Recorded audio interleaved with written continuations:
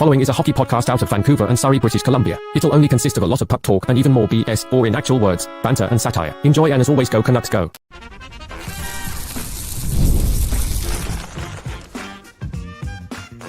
You're Locked On Canucks, your daily podcast on the Vancouver Canucks. Part of the Locked On Podcast Network, your team every day.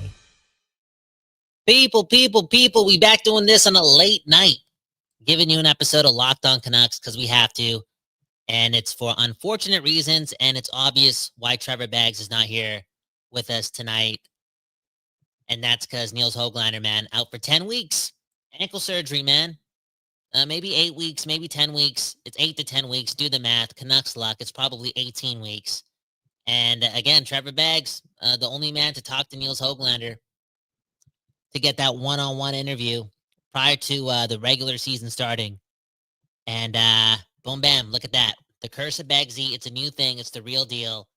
And I'm pretty sure Trevor Beggs is on Craigslist right now looking for places to live so he's not near his family. Because I've seen The Exorcist of Emily Rose. I've seen The Conjuring.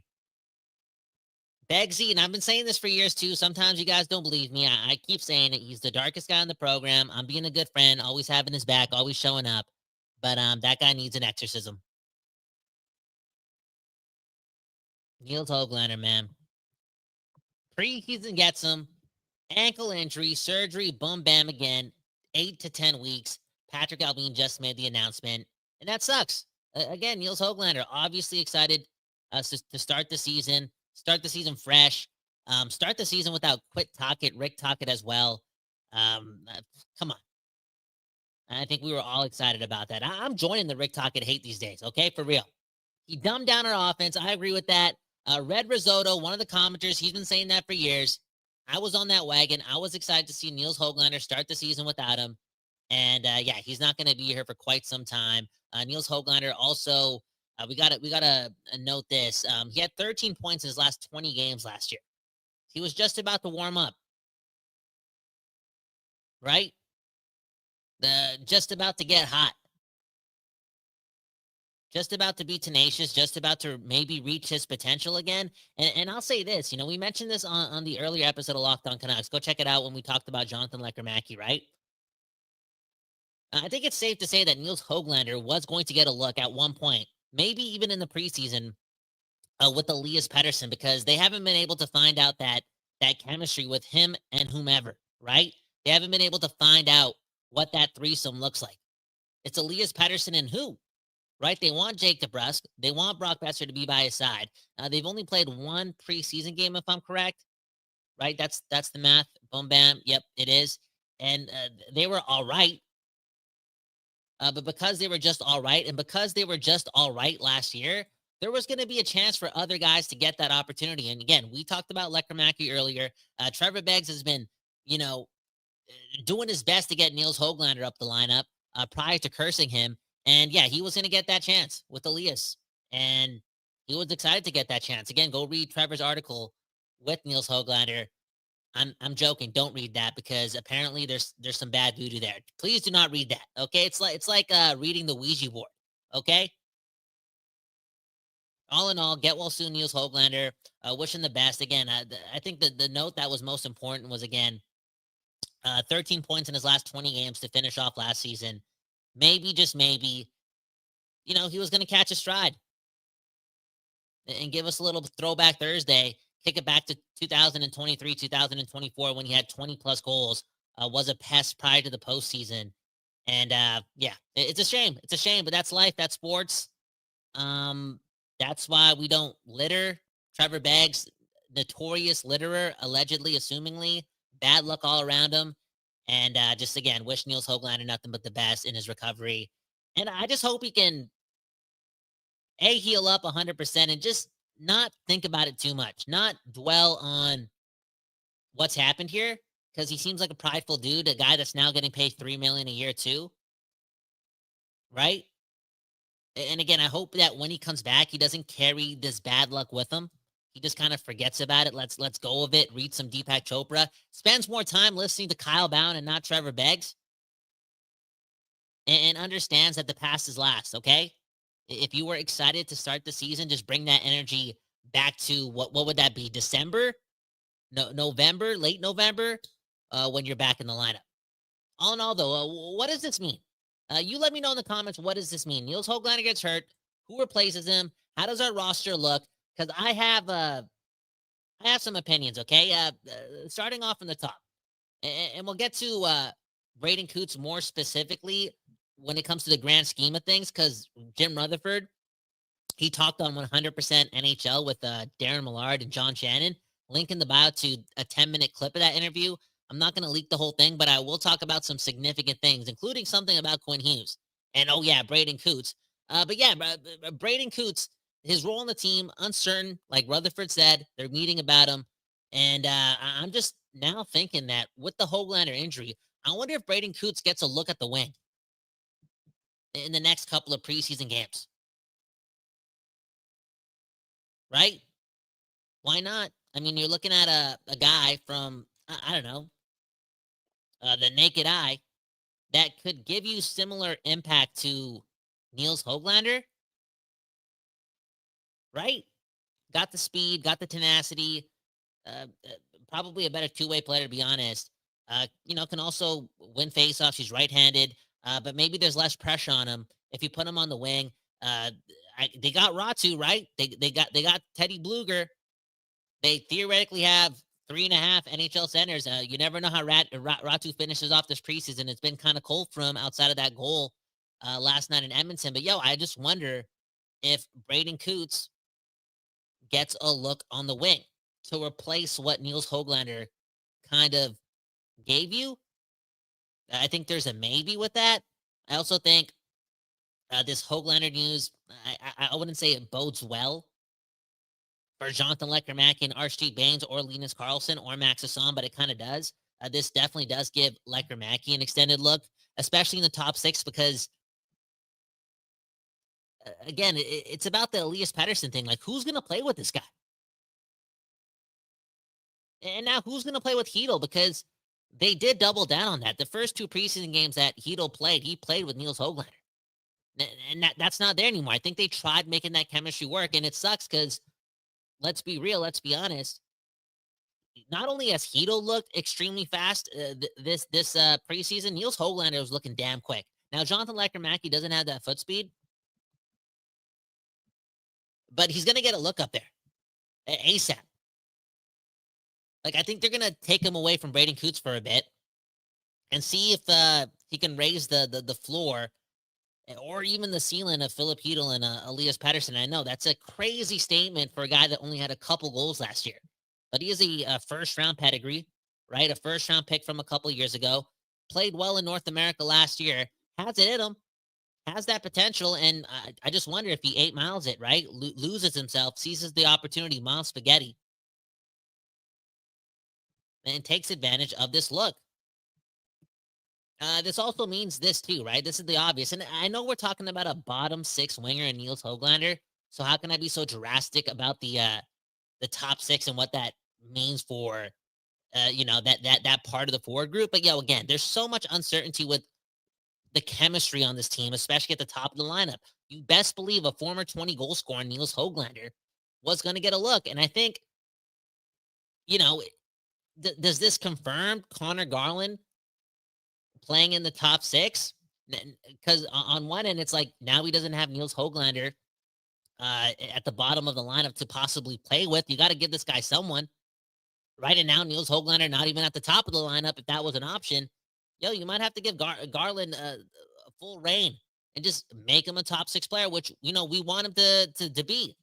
And I know he does this whole thing where he drives a line and you need to play him by himself because that spreads the wealth throughout the lineup, and that's more puck possession across your lineup and more offensive zone time, and boom, bam, do the math. But man, oh man, I think we're getting closer to guaranteeing Connor Garland playing with the two best centers on this team. That's Philip Hedel and Elias Pettersson. And that's cool. That's dope because Connor Garland is this team's best winger right now. For real. Anyways, Nils Hoglander, man, again, out for 8 to 10 weeks. Thank you, I was going to say Teddy Bags, Trevor Bags. I never say this, but may the Lord be with you. Trevor, man, just heal up, bro. Heal up, okay? Because you got some bad voodoo going on. Anyways, let's cut to the other side. Fill up the comments. What does this Hoglander news mean for the lineup? I'm curious because it is a bit of a hole. I know this guy did this guy have like less than 10 goals last year, probably, but I'm looking at what he did in 2024 before Tocchet just shot his confidence. And yeah, I'm looking at this as somewhat of a opportunity, but B again, just something that sucks. It leaves a hole in the lineup, and for a team that's struggles to score goals, this one kind of hurts. Anywho, let's talk more about Jim Rutherford on the other side. Again, the link in the bio to an interview he did, I think a couple hours ago. They went over a lot of things. I'll just discuss what they discussed on that 10-minute clip because it was powerful. Okay, it made me think. And it turned on my hockey nerdism to another level. Yo, Jim Rutherford, again, deserves his own podcast. Please give it to him. And again, we'll talk about that on the other side on this episode of Locked On Canucks.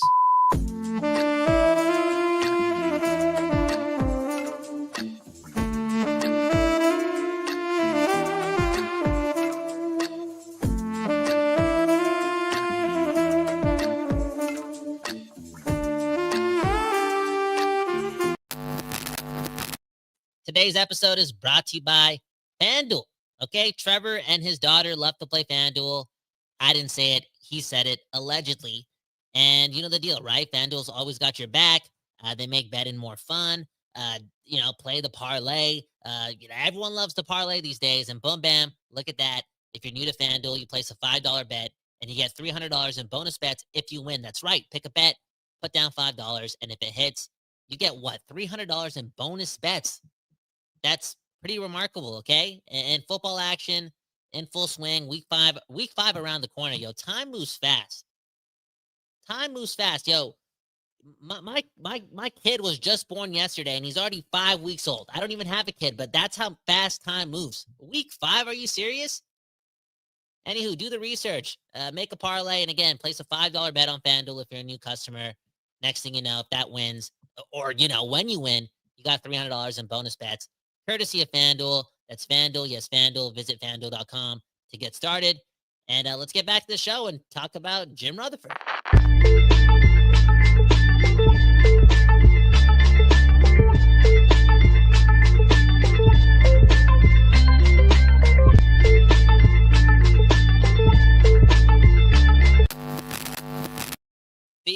People, we back doing this. My name's Kyle Bowen. Trevor Beggs he's getting an exorcism right now. This guy needs it. I'm really hoping that Trevor Beggs doesn't come back to the show, and more on that in a couple minutes because something did come up earlier today that might slow down his momentum on the show. And just hold on. It's a late night show. Well, we're gonna talk. We're gonna get to comments, and we'll get to again Trevor's bad voodoo and a possible change of plans. All of that in a couple of minutes.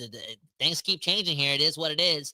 That's what happens when you have Beggsy and Bowen and the devil on our side. Wait, hold up. Okay, you know what? Get to the comment.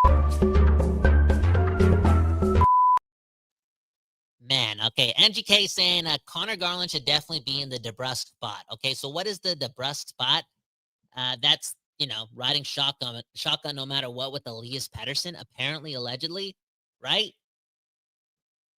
And look at NGK's second comment. Okay, if DeBrusk had 28 last year, Connor Garland would have had 29. That's something. That's something. I don't know if I completely agree with that. Are we doing a disservice to Jake DeBrusk and how good he is in front of the net? That being said, am I doing a disservice to Connor Garland? I know he's small, but he packs a punch and he's good in front of the net too. Look, the jury is still out. Who's going to play with Elias Pettersson? Who's going to play with Philip Edel? A lot of moving parts. I feel like that's got to be one of the biggest storylines going into the last week of preseason. And yeah, it's Braden Coots, and it's Valentino Mancini Martini, who, again, I do want to touch on in just a bit. But we still got to figure that out because, DeBrusk, Besser, and Pettersson aren't a sure thing. For real. Anywho, let's get to this Rutherford interview, okay? So, again, link in the bio. Go check it out. One left to Darren Millard, OG. One left to John Shannon, a bigger OG. They got all the biggest guests. 100% Hockey is a podcast. They also have a podcast called 100% Canucks, where they just do that, cover 100% of the Vancouver Canucks, all in all. Link in the bio. And Rutherford, man, the most entertaining man in sports and entertainment, should be a podcaster or be in the WWE. Again, states why he's honest, why he's always honest. It's pretty much, I'm not going verbatim, but he pretty much said you might as well be honest. Everyone knows you might as well be honest. So he keeps dishing the truth, and he touched on the Quinn Hughes thing again without even being asked about the Quinn Hughes thing. He brings up Quinn Hughes, right? It's a big season. Let's make this clear. This is a season, and I'm paraphrasing just a bit, but this is a season to impress Quinn Hughes. Because our best player, his contract's up in 2 years. We got to impress him. And more notably, we got to impress him by next summer. And that was the most interesting thing about this interview, like the amount of power and emphasis he put on the decision being made next summer. Now, a lot of us could already do the math. Again, it's a 2-year deal. He's eligible for that extension next summer. But based on the energy I was getting off how Rutherford, mentioned that date when he's, again, extension eligible in 12 months, it kind of sounds like, yo, Quinn, we hope we impress you. And if we do impress you, either sign by next summer or we're not taking the chance keeping you for another 12 months to impress you again. Because there's a lot of value for you next summer. Say what you want about, him only going to New Jersey or him signing an extension with New Jersey. Yo, if Quinn Hughes is available next summer, every team that has a chance to win the Stanley Cup, even if they only have him for 1 year, is going to dish out a lot to get one of the best 3 players in hockey, one of the best 5 players in hockey, a generational talent. And again, they may only have him for 1 year, but yo, that's also a year to court him. Okay, for real. To get romantic with him. In the sports sense. Make that team look desirable and take him away from his brothers. Okay, take him away from the devil. So you best believe, no matter what, get your head out of your ass if you only think he has value to New Jersey. Or if every other team in hockey is like, we don't want Quinn Hughes, he's going to New Jersey anyway. No, any team that has a chance to win the cup ASAP is going to try to get Quinn Hughes. And now I'm hearing, and again, based on the energy, maybe I'm reading the room wrong, but man, it sounds like it's next summer or bust when it comes to the Quinn Hughes extension. Yo, as a sports fan, let alone a Canucks fan, a diehard Canucks fan, that is fascinating. Because, again, I don't know if there's a lot of West Coast bias in this statement. Quinn Hughes is one of the greatest hockey players to play the game. That's how it feels, for real. The guy's an absolute hack. There's very few players that can do whatever they want, and Quinn Hughes, over the last 2 years, has proven he can do whatever he wants. And I'm sure this momentum or this aura that he has when the puck is on his stick or when it's not on his stick, yet, he still has the ability to dictate, whatever he wants to do. That's going to last for a couple more years. Again, the guy's a superhuman, a super hockey player, one of the best of all time. And this is crazy. Like 12 more months with Vancouver, maybe, or, again, a Jim Rutherford, right? Patrick Alvin, they kind of forced Elias Pettersson to sign an extension. Let's say they have an impressive year. The decor looks good. Adam Foot's a good head coach. Elias Pettersson's back. I feel like there might be like an internal deadline. It's like, okay, we impressed you, Quinn. We're going to give you till the end of the summer to just take it or leave it. It's a blank check. We're not going to give you that much time to overthink this. You're either with us or you're not. Again, super fascinating stuff. And to be honest, I like that. Because as much as I'm team Quinn Hughes, I'm team Vancouver Canucks. And again, I've gone to bed knowing that it may happen. He may leave us. And also, dude, there's going to be value for the guy. He's not only valuable to the New Jersey Devils. Okay? For real. Like that haul is going to be something. Oh, you can't win a trade when involved in Quinn Hughes. I know. But like, you're gonna get some pieces. And with this decor that they're building, even behind Quinn Hughes, with good goaltending, I don't know. Like with Braden Coots in the fold now, like I don't know. And whatever you get for Quinn, if we do go down that path, I'm just saying, as a Canucks fan, I feel like we still maybe set up for real. Again, fascinating stuff. It's obviously Operation Quinn Hughes, and I'm praying for that every day. I got a Hindu prayer at the crib next week. You don't think I'm going to be praying about that to the priest? Of course I am, because I know Quinn Hughes keeps the window open. But Jim Rutherford, man, he's giving me the energy that he's thinking Vancouver Canucks first next summer, no matter what. The guy has balls, man. I'm telling you, man. He has balls. What else did Jim Rutherford talk about? Okay, he talked about Braden Coots, right? They're having meetings this week. They understand that they don't want to wreck his development, whatever that means. But he's ahead of the curve. I think when he said that, he's kind of saying that, damn, we got to steal. This kid's different. This kid's mature. He's a pro. He's highly skilled, and he shouldn't have been someone who dropped to number 15 overall. I think it takes a lot for Jim Rutherford to compliment anyone, especially someone that's so young. You don't want to inflate a dude's ego when he's that young, but I think Jim Rutherford is confident that nothing is going to get in Braden Coots' head. He's above it. He's above the curve, right? He's ahead of the curve. He just gets it. It's all about putting in the work and getting better, time in and time out. Braden Coots, a legitimate piece, and again, they're taking the next couple of days to figure out how they're going to do it. It's ultimately going to come down to the coaches. It sounds 50-50 to me. And Jim Rutherford also touching on how impressed he is with the young talent. And again, based on the eye test, the fact that like we've seen Braden Coots take this step and look like somebody who's like a top 10 pick, maybe a top 7 pick, right? Maybe even a top 5 pick. He's like, is he like I don't even know if like Mike Richards was drafted in the top 5. I know they got Jeff Carter and Mike Richards in the same draft, right? Anyways, is he that damn good? That damn good. That type of leader, that type of playoff performer. Again, a guy that shouldn't have slipped to 15. Maybe the eye test is showing that he may be. And then the fact that DPD still playing like a piece of shit, still playing like he's so mean, a thorn to play against, playing rough, playing physical. Again, not perfect with the puck just yet, but again, not looking nervous, looking like the NHL is somewhat easy for him or that he belongs. It's such a positive sign. And then Mancini.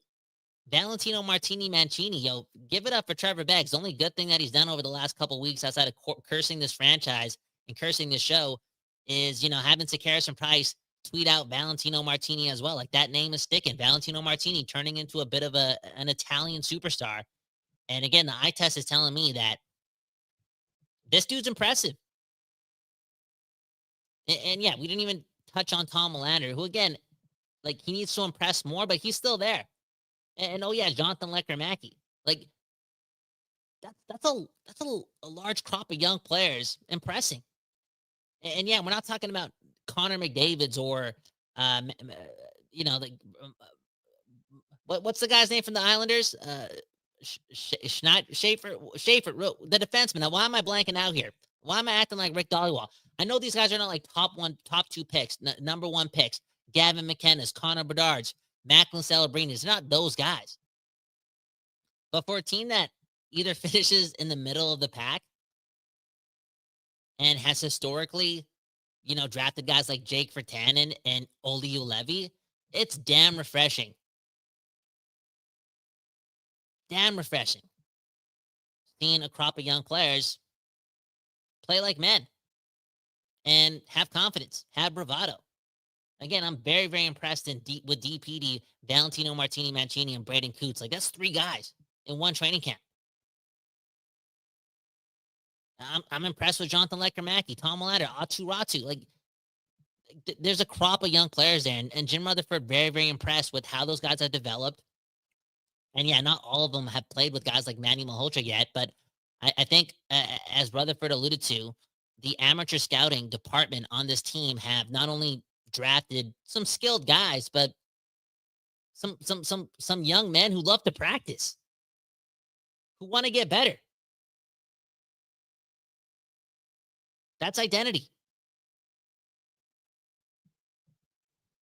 For real, man. Anywho, full link to that conversation. Well, not the full link. I think it's a 10-minute clip. You can listen to the full episode somewhere else. I'll put the link in the bio. But Jim Rutherford, man, saying a lot like he always does. Uh, Super entertaining guy. Very polarizing. Sometimes he pisses me off. But sometimes I feel just blessed that he's, the voice of our organization. Anyways, let's get to some comments and wrap things up. Everyone hit the like button, support the show. We got to pay for Trevor's exorcism again. and we may have to buy Trevor out of this podcast. Okay. Give me another 5 or 6 minutes, because I'm going to get emotional mentioning what I got to mention. But first, the comments. The general saying all the young guys are playing well, and NGK also saying you cannot forget about Max Hassan. He's had some good play in the NHL. Yeah, Max Hassan is, I think he's legit. And, could he give you similar value to what Nils Hoglander gave you last year? I think so. I mean, Nils Hoglander, again, outside of the last 20 to 25 games, or maybe the last 30 games, Hoglander was not good. And Max Hassan, you take his best games of last season with the NHL club and you compare them to Nils Hoglander's best games, and you could argue that Max Hassan at times was the better player. Anywho, next comment. Homeschool for you is saying it would be nice to have Joshua here during the Hoglander injury. 100%. 100%. That would be extremely nice. And I'll say this, because I forgot to mention this about Jim Rutherford. He did kind of touch on how they have to make tough decisions, and even veteran players have to do the most to make this team. I was like, that kind of made me think, like, who was he talking about? Is he talking about like P.O. Joseph? I don't know. Is he talking about Derek Forbert? I don't know. Or is he talking about Drew O'Connor? Now, Drew O'Connor's looked good, but has he looked like he's worth $2.5 million? Are they going to pull the plug on that quick? I don't know. But it made me think, because Dakota Joshua is not here. Drew O'Connor is, and I feel as if internally they made somewhat of a trade, which is something that, I don't know, it kind of confuses me, okay? I do want to say, when Drew O'Connor, Kevin Connolly, whatever his name is, when he did play Canucks games last year over here, he was impressive. Like, there's a floor to him that he doesn't really go under. And there's speed there. He's a good penalty killer and all that. But a healthy Dakota Joshua probably does give you that, right? And, Joshua's also a tough son of a gun. He adds that grit. Because right now we're looking at this Vancouver Canucks roster, and it's sure, maybe like they're internally tough. Like, they're tough guys. I don't want to call these guys weak, but it's like a Vander Kane and DPD, Straight up. So I don't know about this whole trade. Dakota Joshua going to the Leafs. Again, months ago, extending Drew O'Connor. And then I'm hearing Jim Rutherford's comments about veteran players, needing to work their ass off in training camp too, because they got tough decisions to make. And, guys like Linus Karlsson, R.C. Baines, Max Hassan, they're all itching for spots. And they get paid, what, $1.5 million less than Drew O'Connor. I'm curious, man. You never know. We may be surprised. Next comment.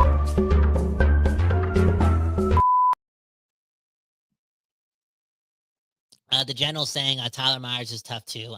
Yeah, he is. My bad. Todd Peterson saying Lander is like Troy Stetcher, but with more upside. I hope there's a lot more upside there. And I'm super patient with Tom Willander. Like, thank you, Valentino Martini, for calming me down and wanting Tom Willander to play as many AHL games as possible. Again, he hasn't been bad this training camp, like nowhere close to bad, but has he been like special? I don't know. But I will say this, just like DPD did last year, maybe it only takes a couple of months for Tom Hoglander to feel that bravado, feel that confidence. And, if you listen to the dude speak, like, that's a guy that feeds off that, right?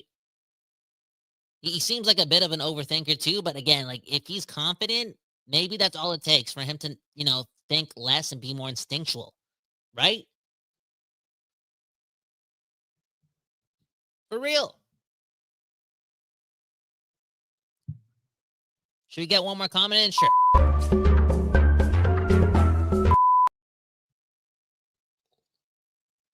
Japan saying, yo, Kyle, what up, brother? We need to sesh up soon. Japan, man, it's been a while. Where you been? Have you been to Japan? Or are you just taking the break? Are you doing the mature thing, the adult thing, and not overreacting like me and Beggsy here doing preseason I was gonna say analyzation. That's what I meant to say. Okay, you know what, Kyle? Trevor Beggs is rubbing off on me. Okay. Next comment.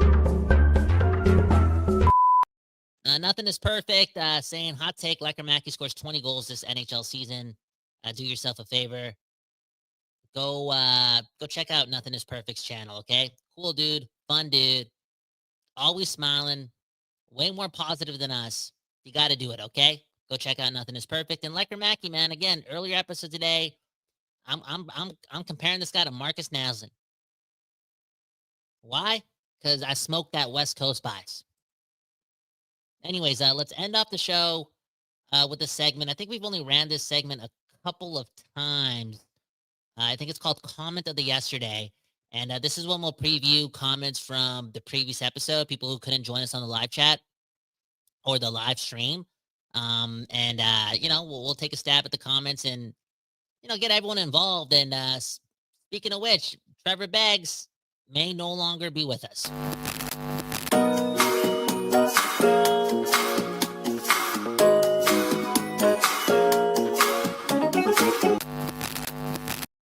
Okay, this comment goes to $5 Brooks. He says, your show would have a lot more listeners and viewers if you had a host with a normal voice. I have tried to watch your show, but it's pretty much impossible to tolerate this guy's voice. He's talking about Trevor Beggs for more than 10 minutes. It's been super irritating. I'm sorry. I don't want to be mean, Trevor, but you should not be doing a talk show with this voice. Maybe try to get voice coaching. See if that will help. Now, he didn't mention Trevor by name, but let's be honest. We all know who he's talking about. He's talking about Trevor Beggs, and look at the math, right? Trevor Beggs, full-time reporter, on the clock, 24 hours. Where is he today? Maybe we crack some jokes about him needing an exorcism and him going on Craigslist to, find a new place to live so he's not around his family. But to be honest, and I'll keep it a buck with you finally, Trevor's not doing that. Trevor read that comment, and, not everyone can take the heat. Sometimes I get the hate comments. I read it, but I'm like, yo, I'm 32 and a half years old. I got a hot girlfriend. You think I'm going to let these moments get to me? No, I'm not. But there's Trevor reading what he read, and, yo, I don't want to get emotional, but not everyone's built like me, okay? And, it's not his fault. It's this, what's this guy's name? This bully. Because he is a bully. If you don't like the show, it's cool. Great. Do your thing. But don't leave such rude comments, because some people cannot accept that, and it hurts them. And again, they may not have thick skin like me and continue to pursue their dreams, but look at Trevor now. Trevor read that comment, and he may never want to podcast again. So you got to be careful about your comments. Like, keep it for the group chat. Like, send the link of the podcast to the group chat and be like, yo, look at this. Like, look at this idiot who sounds like an idiot. I can't believe this dude thinks he's going to be a podcaster. Do that to the group chat. But to do it publicly, you got to be, part of my language, you got to be a big dickhead, for real. You got to be so insecure. So can everyone after this episode, go to the previous episode, find that comment, I pinned it, and can you just write hashtag leave Beggsy alone? For real. One love, Beggsy. We're sending you love. He's had a rough week. Again, he thinks he cursed Nils Hoglander, and now somebody's telling him to quit podcasting, because that bully ass comment. Pathetic, man. And here's the truth about this guy, $5 Brooks, or whatever his name is. I guarantee he's going to watch the next episode of Locked On Canucks. I know it, man. Anyways, one love to you and you and you and you. And one love to all the comments, right? The general saying, Trevor, I love your voice, the passion. Angie K saying, yo, Trevor, your voice is far more tolerable than some of the other boring hosts in the city. And the general also saying, rip Begsy. He's not dead. He's just sad because he read that comment, man. Get Your Paper Route is saying, I saw Trevor on Donnie and Daly. He's on the come up. I don't know if he was on Donnie and Daly. I think he was on Sakaris and Price.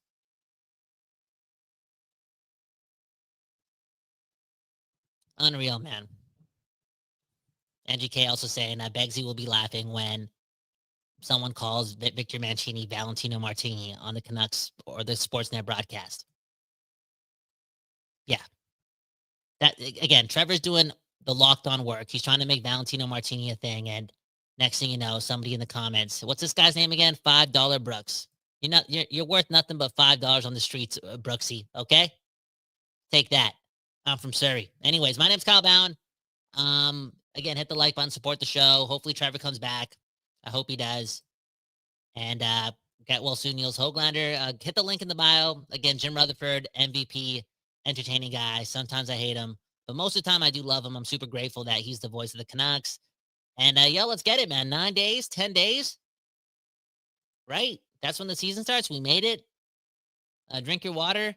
Appreciate life, and have a good morning, a good afternoon, a good night. I don't know when you're watching or listening to this if you're not catching us live, but we truly do appreciate it here at the Don't Doze Art Lab, the place of the West Coast buys, and here at Locked On Canucks. Again, peace.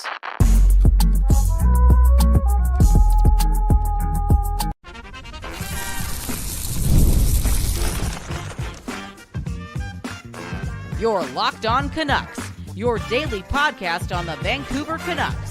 Part of the Locked On Podcast Network, your team every day.